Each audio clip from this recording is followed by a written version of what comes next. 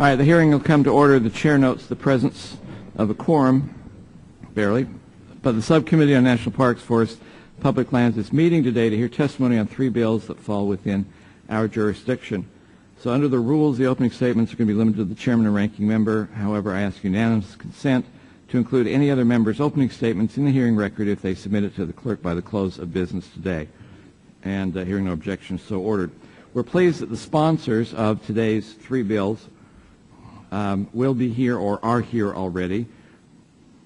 Then with that, I believe Mr. Farr has been held up here and will not be able to quite make that. So I'm going to go to the other 2 witnesses to talk about a Peace Corps memorial that would be somewhere in the District of Columbia. So Mr.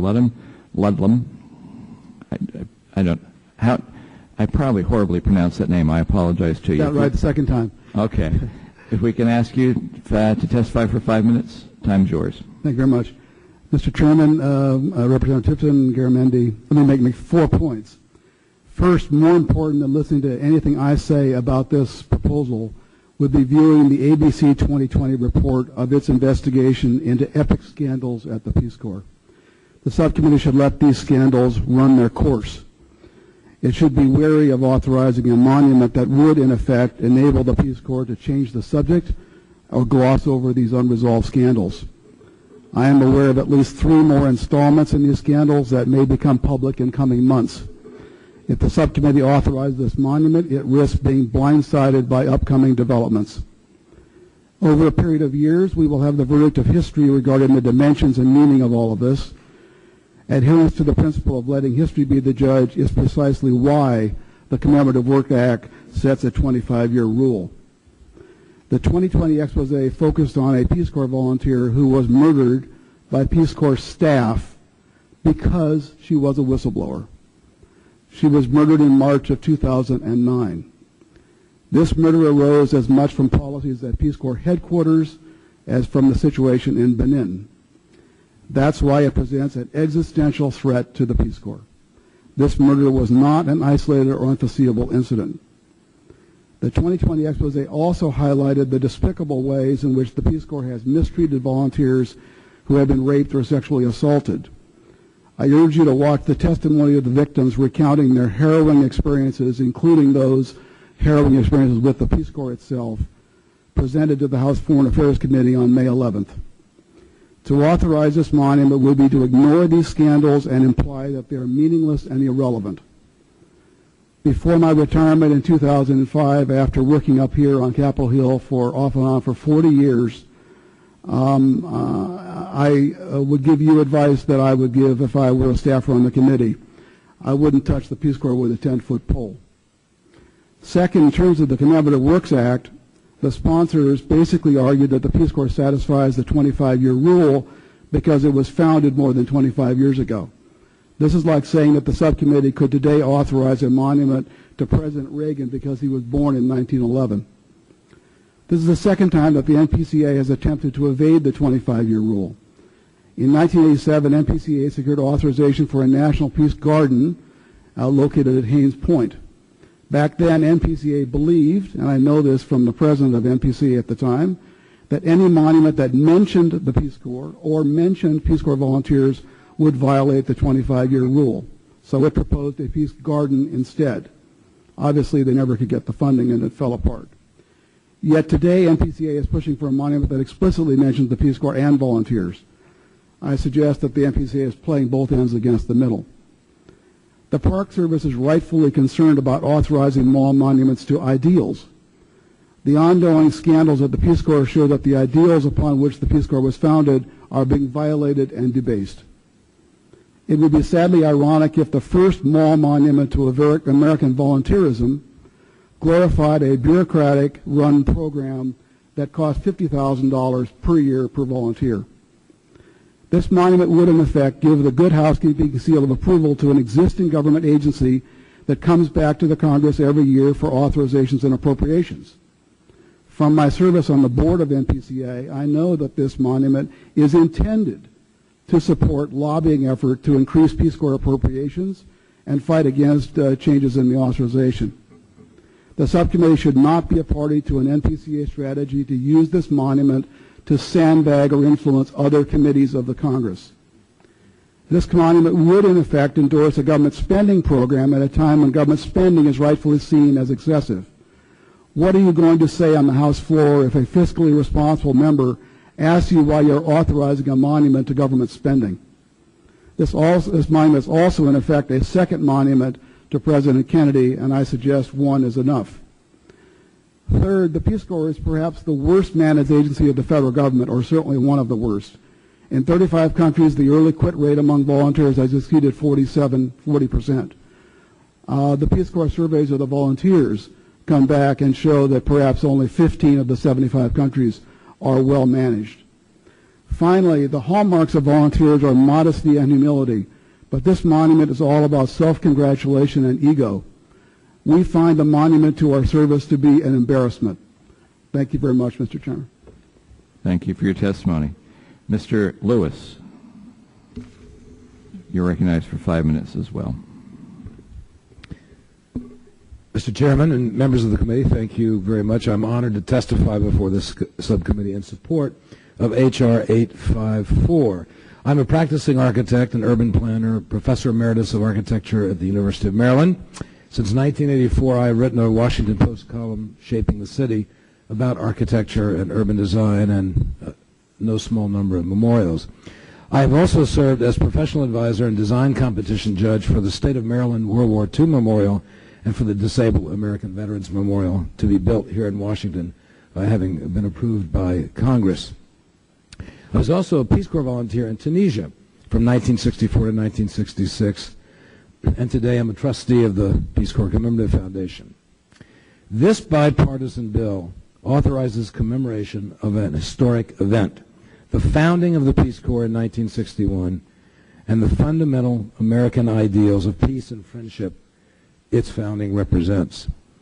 This will not be a memorial or a monument to the Peace Corps as a federal agency or to Peace Corps administrative officials and Peace Corps management, past, present, or future, nor will it be a memorial or monument to Peace Corps programs or volunteers, past, present, and future. Rather, this modest commemorative, to be funded entirely by private donations, will honor the Peace Corps' unique and inspired creation half a century ago and the enduring American ideals and values its historic creation embodied. Paramount among those ideals are humanitarian service motivated by compassion, belief in the right of all to pursue life, liberty, and opportunity, commitment to help eliminate barriers of poverty, ignorance, and disease, and an unwavering optimism about building a better world. In 1986, I had the privilege of testifying before Congress in support of the Commemorative Works Act, governing all memorials built on federal land in D.C. The CWA states that a commemorative work must perpetuate in a permanent manner the memory of an event, that commemorating an event may not be authorized until after the 25th anniversary of the event, and that a commemorative work near Washington's monumental core must be of preeminent historical and lasting significance to the United States. The Peace Corps' creation in 1961 is an event that occurred more than 25 years and is a unique and significant element of American history. That this commemorative will meet all CWA standards is evidenced by the unanimous consent approval of H.R. 4195, last year's commemorative bill, by both this subcommittee and the House, and also by the National Capital Memorial Advisory Commission support for last year's bill, and its even stronger support of H.R. 854 this year. Further, both NCMAC and the subcommittee concluded that this commemorative would not set an unwanted precedent, not only because it complies with the CWA, but also because every commemorative work, in fact, is unprecedented and must always be tested and judged by Congress on its unique attributes. The Peace Corps was a bold and risky concept, an unprecedented opportunity to break down barriers and profoundly change perceptions of the United States by expressing through action Americans' true character and motivation. It was a turning point in American foreign policy and American history. By creating the Peace Corps, the United States embarked on a new path, directly harnessing the power of American ideals and values to help meet the needs of people in developing countries through non-political, non-military volunteer service abroad. Despite profound geopolitical changes in the world since 1961, and despite operational challenges and difficulties periodically confronting the Peace Corps during the past 50 years, and no doubt in the future, the original principles on which the Peace Corps was founded have never changed and will never change. They are timeless American principles that, in fact, motivated hundreds of returned Peace Corps volunteers to come to Capitol Hill last month to advocate for this legislation. The very term Peace Corps has become iconic, an enduring symbol of American outreach and humanitarianism, recognized and understood throughout the world. Because 2011 is the 50th anniversary of the Peace Corps, House passage of H.R. 854 during the current congressional session would be especially appropriate. It would allow the Peace Corps Commemorative Foundation to embark on the 16 remaining steps of the rigorous 24-step memorial building process, which can proceed only after H.R. 854 is passed by Congress and signed by the President. This commemorative proposed by the PCCF will be modest in size and cost. Financed entirely by private sector charitable contributions, it will require no federal funds for design or construction. It will be on a small site, not on the National Mall, with all of this in consideration, I think there's no better time than now, 50 years after the Peace Corps was founded, for Congress to authorize this commemorative. We respectfully urge the subcommittee to recommend passage of H.R. 854. Thank you. Thank you also for your testimony. Are there any questions for either Mr. Ludlam or Mr. Lewis? Mr. Tipton? Thanks, Mr. Chairman. And Mr. Ludlam, obviously a difference of opinion between you and Mr. Lewis on this. Would you maybe expand a little bit more for me in regards to the comment that you made that, this is going to be a monument to a government program / spending? Do you have any more to add to that? Well, I think the 25-year rule would have taken care of this because you would have to be finished, dead, gone. But you have an ongoing federal spending program that is done through an agency. That, I think, creates all of the interesting problems in terms of using this monument basically to sandbag the Congress. They're basically saying it's worth a monument. It should never be abolished. It should be expanded. It's terrific. It's wonderful. There's no problems. I think that's basically what you're saying in a monument. Now, if you're saying that about a past event, you can sum it all up, and you can know that that's the story. But this is an agency that's going to continue to live for some period of time. Now, what's going to happen if the Peace Corps has more and more scandals, or if it's abolished, it becomes obsolete, and you've got a monument to it on the mall. Does the monument become obsolete? What do you do with the monument? So that's why the 25-year rule should apply, especially in a case where this is an agency that comes to you every year for their appropriations and their authorization. Now, is it your understanding that this will be on the mall? Because when I do read the description here, it says to establish commemorative work in the District of Columbia and its environs. So I don't know the latest, but there is a triangular traffic island that is near the mall that I think is the target. But I don't perceptually, in your mind, in the mall. It's certainly downtown. Yes, it's in the federal core, is my understanding. Okay. Yeah, and Mr. Lewis, I guess, to follow up on a comment that Mr. Ludlam had made, where do you draw the line, in terms of some good works that have come out of this country, in terms of what we're going to be able to recognize? Do we perilously come close to where do we draw a line on what we don't recognize or commemorate? And I'm not arguing the point with the Peace Corps. I'm just trying to come to some sort of a resolution in my mind on that. Well, it's understandable.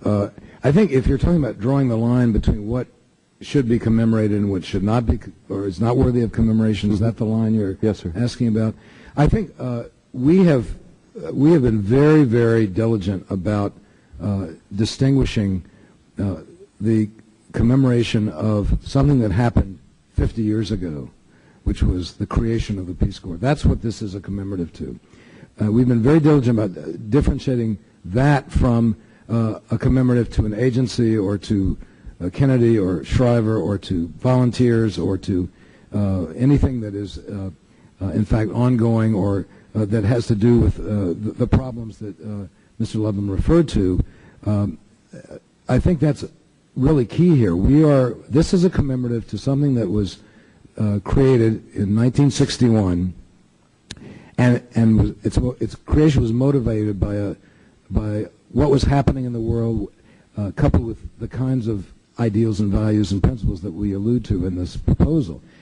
So I think it's very clear. We spent a good bit of time last year and the year before in consultation with the National Park Service, National Capital Planning Commission, getting an even better understanding of what the Commemorative Works Act says and what it intends. And I think if you read, in fact, the findings of the National Capital Memorial Advisory Commission and our own documents, I think that line becomes very clear. For example, there was also concern about any memorial, or this memorial setting a precedent that would be undesirable, either to commemorating a federal agency or recognizing, quote, ideals and values. I think it's interesting that we talked about today, we heard about the Vietnam Memorial, which I would argue is not a commemoration or commemorating the Vietnam War the way the World War II Memorial commemorates the World War II event in our history.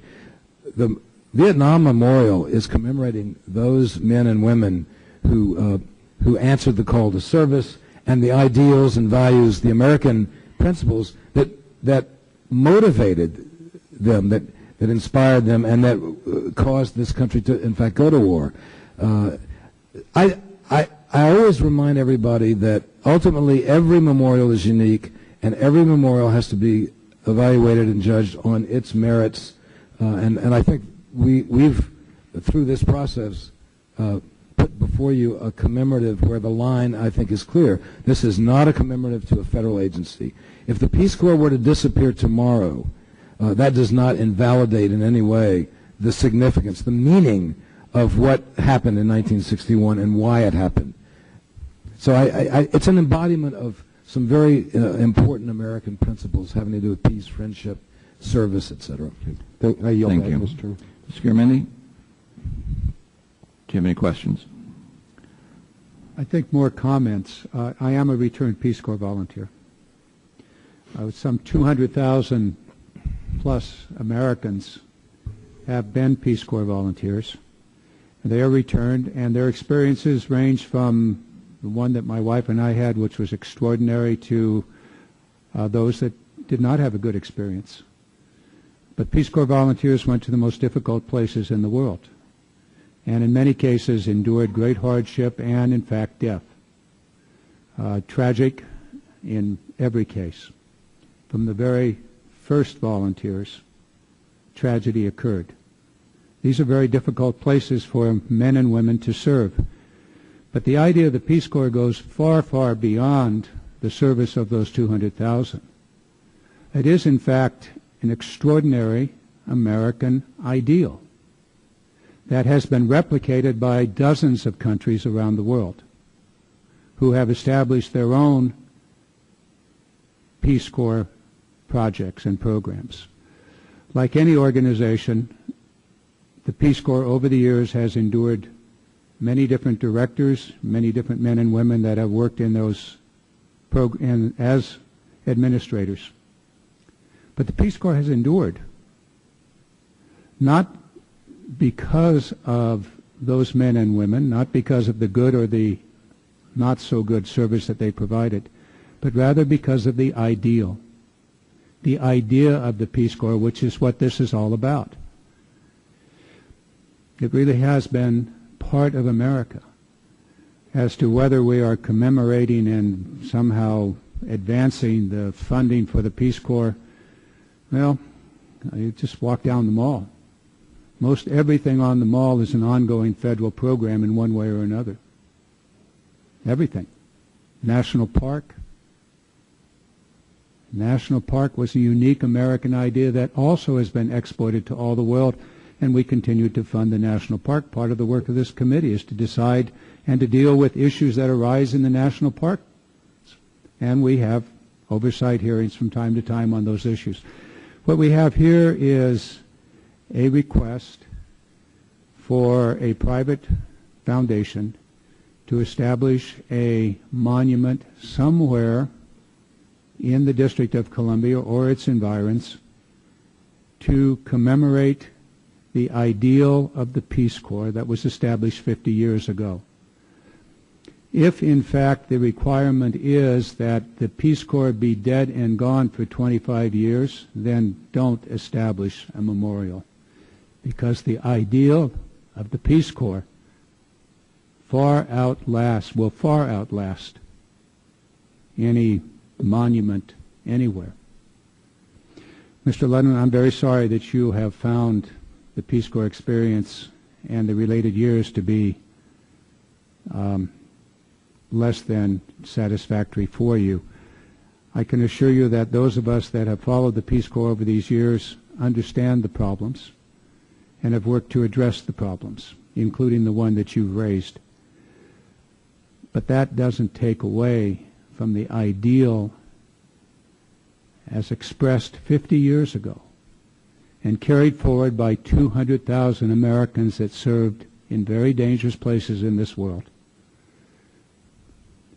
and some 5,000 that came back, 5,000 plus that came back just this last 2 weekends ago to celebrate the 50th anniversary.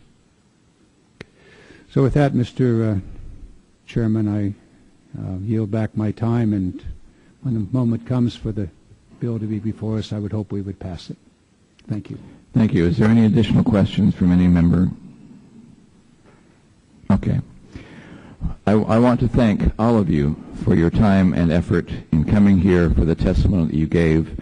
We appreciate it. Like I said, we have your written testimony as well. Will be incorporated with the oral testimony that you gave here. We thank you all for what you have done. Colonel, again, I thank you for what you did in your service in the Korean War. Thank you so very much. If there is no further business, without objection, we will stand adjourned.